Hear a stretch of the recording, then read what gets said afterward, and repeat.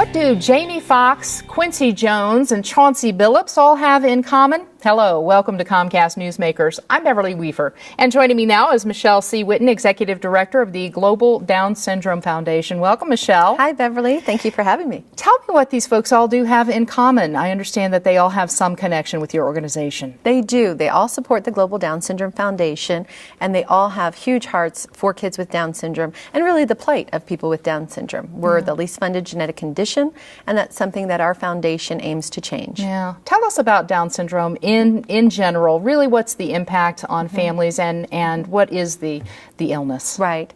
Well, it affects about 400,000 people in the United States, but the live births are getting higher and higher. So we're going to see a big population explosion of people with Down syndrome over the next 20 years.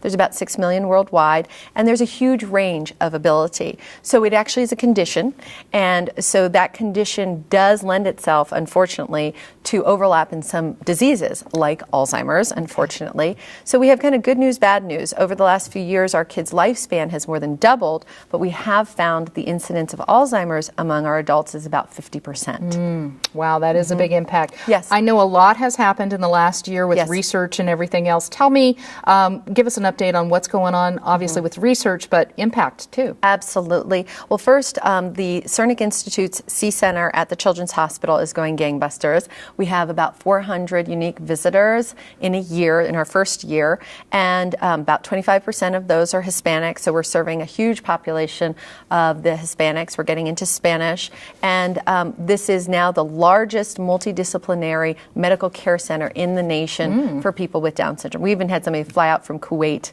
last year to attend. Then on the science side, we've hired wonderful people. We have a new executive director, Tom Blumenthal, who's a genius in molecular cellular biology. He has hired the leading Alzheimer's researcher who works on Alzheimer's and Down syndrome because they're intricately related in terms of that triplication of genes on chromosome 21. Yeah. So we're really thrilled at the progress we're making. We still have a lot of work to do in Washington, D.C. Yeah.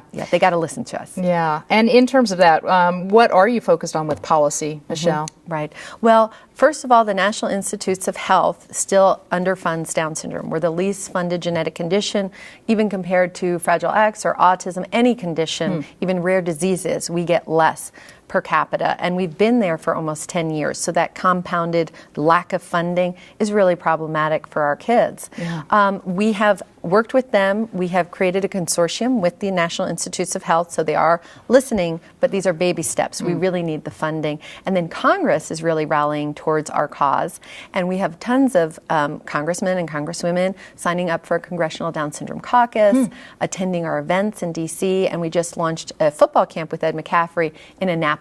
Wow. So it's great. Yeah. And you have a big event coming up in October. Tell me about that. We do. We have our Be Beautiful, Be Yourself fashion show. It's about 1,200 people attend. Our models, 25 of them all have Down syndrome. And then we have a handful of models that have other intellectual disabilities. And they're escorted by famous people. We have Quincy Jones. We have Jamie Foxx coming this year. We have John C. McGinley.